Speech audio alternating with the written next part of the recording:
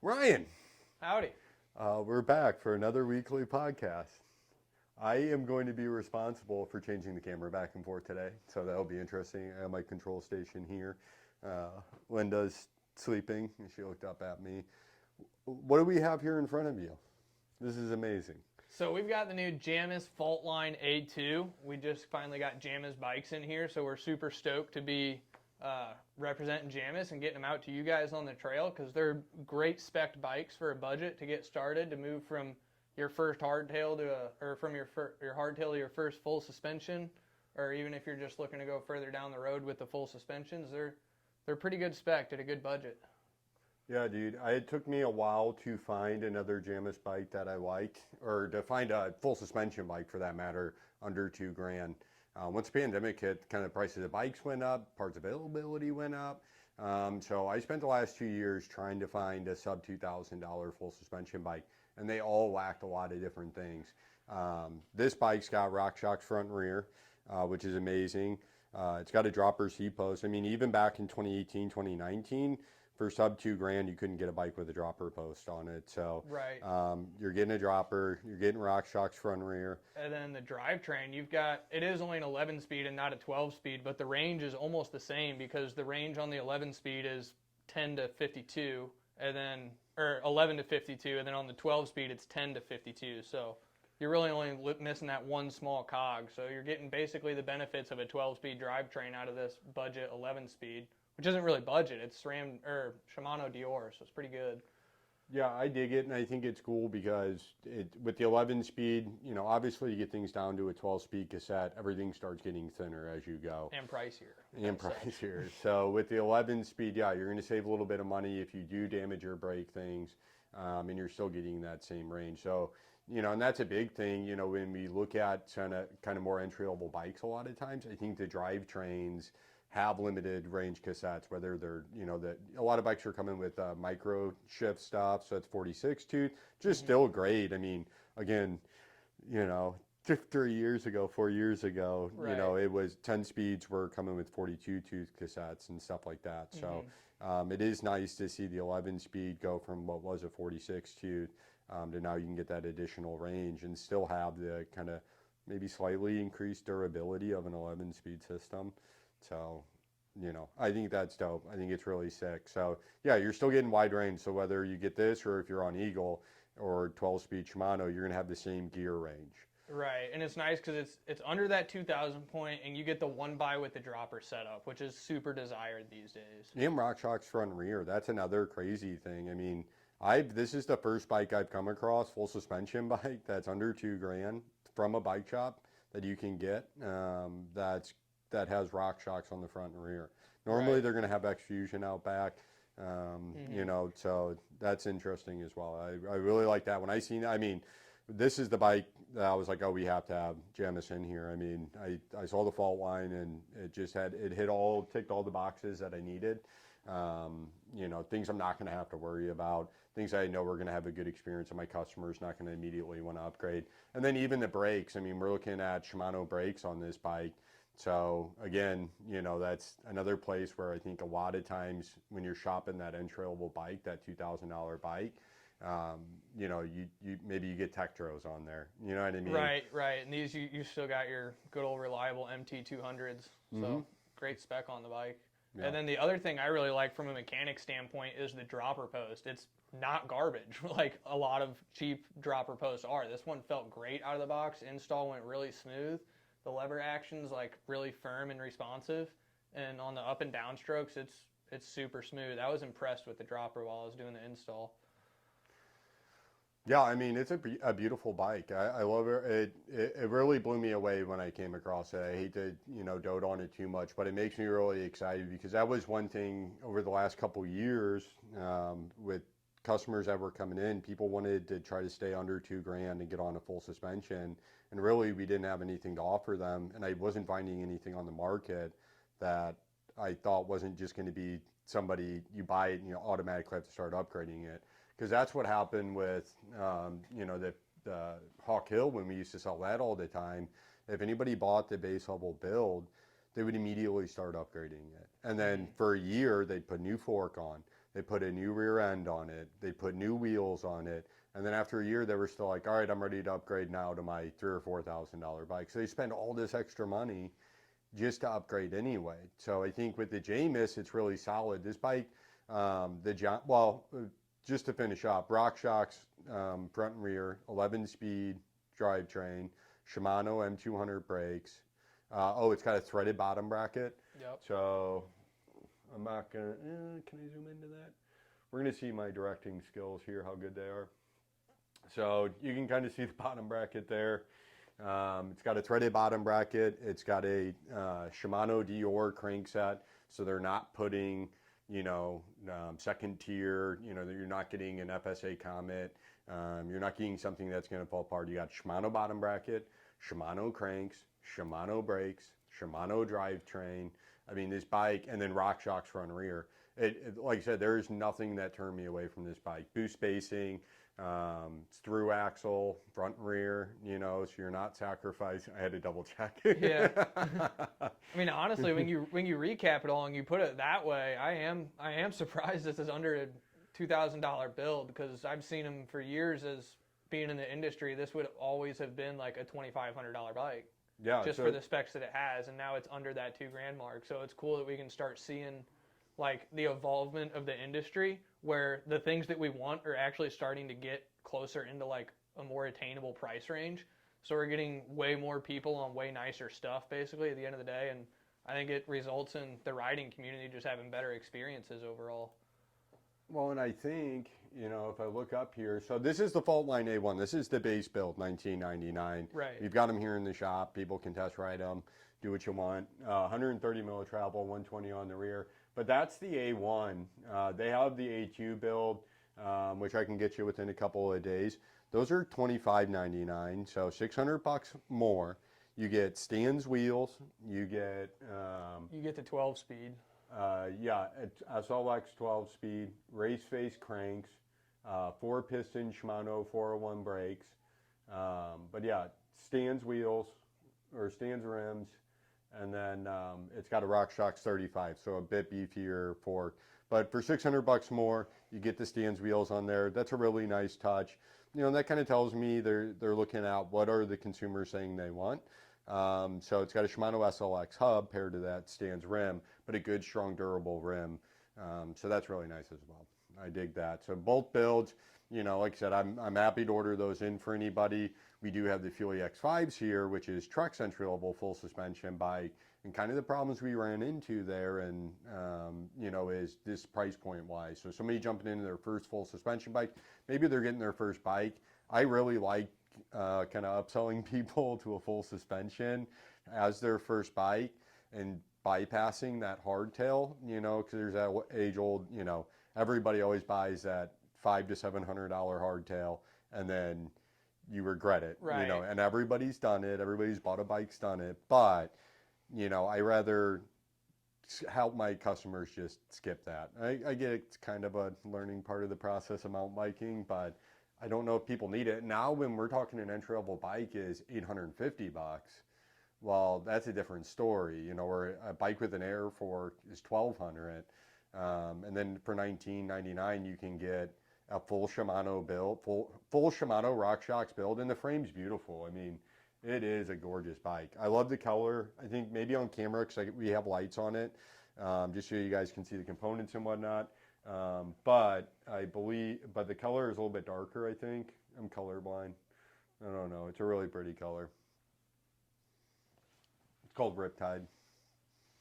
Yeah, man, it's solid. What's nice is that you can go up to that A1 and get the nicer specs and everything for $600 more. You get your wheels and 4-piston brakes and nicer cranks and whatnot. But for that much money less, with this build on the A2, you're still able to hang with the guys that got the nicer bikes. Like, you're not really lacking anything.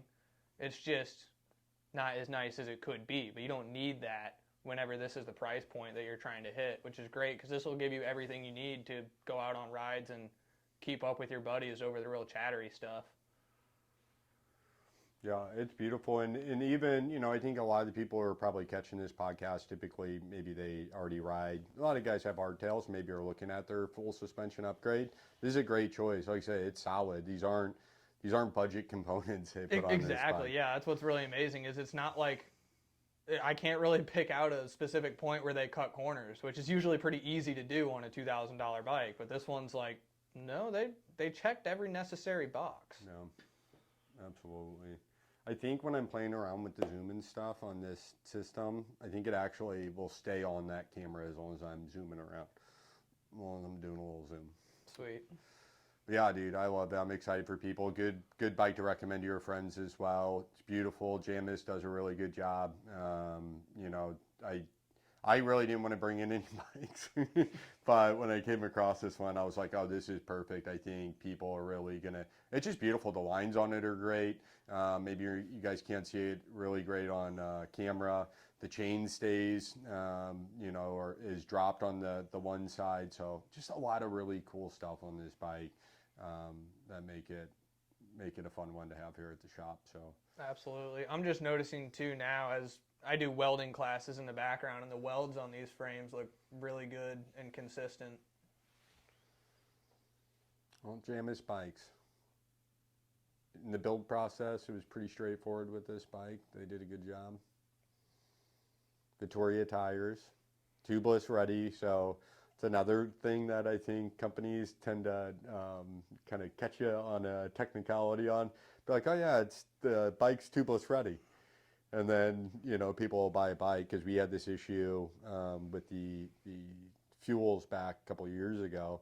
It's like, well, you can do tubeless, but you're going to need to buy new tires. The Hawk Hills were the same way from Marin. Yeah. They'd come with just those junky V tires on there.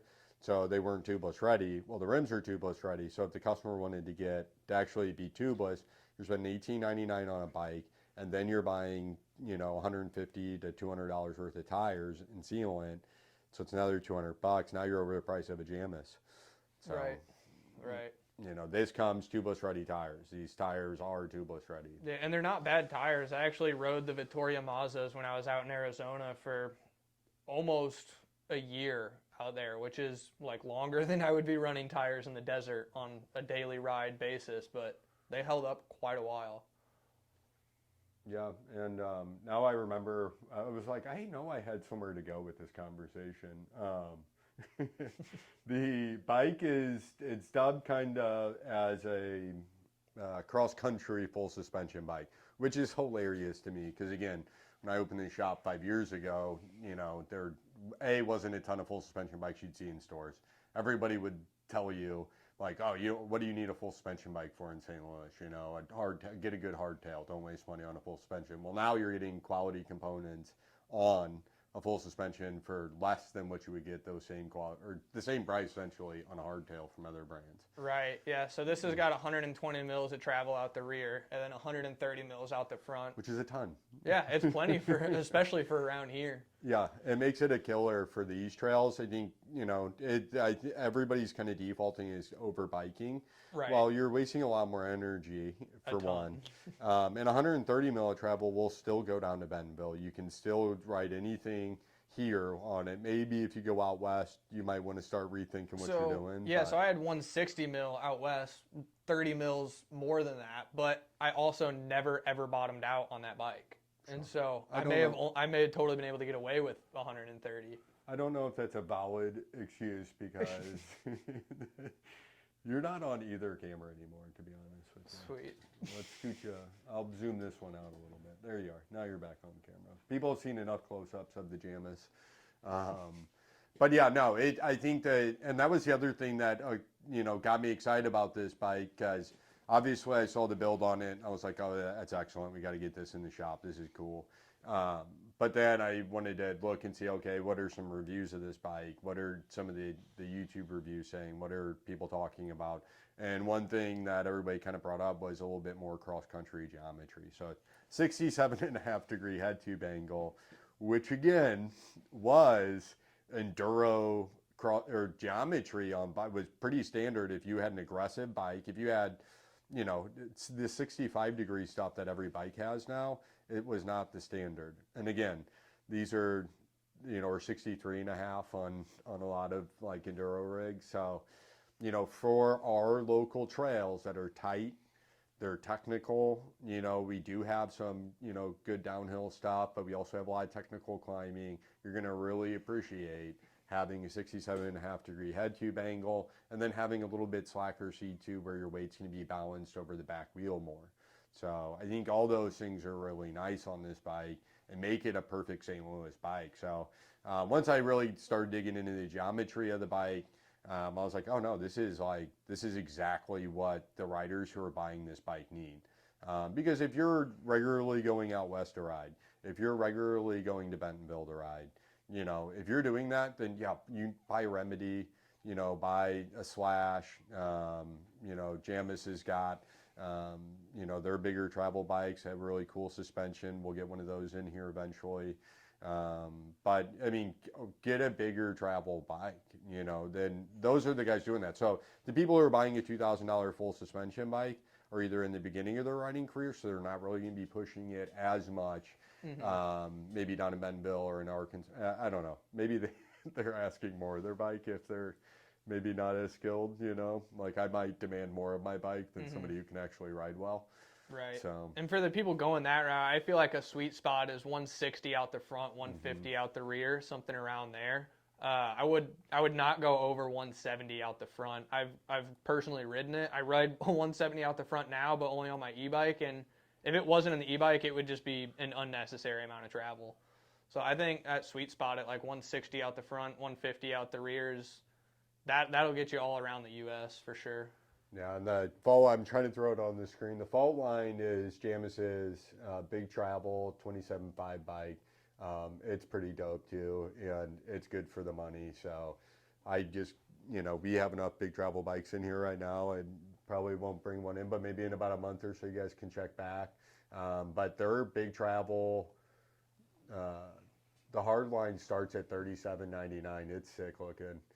They got their 3VO suspension. Basically, something about how the chainstays line up almost exact, or the pivot lines up with the drivetrain or the drive line perfectly, and that makes it pedal really well.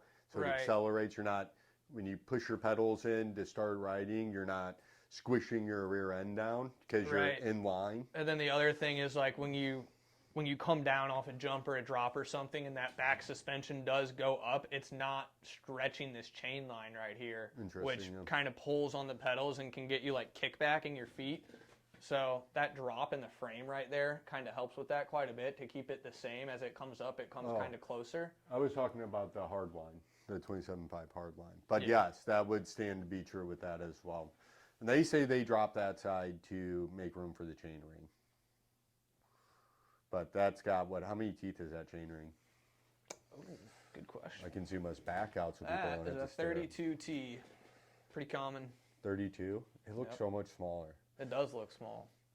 But yeah, so 32 by 51. So that's it. This is a cool bike. I appreciate everybody listening to us talk about it for however much time we talk about that.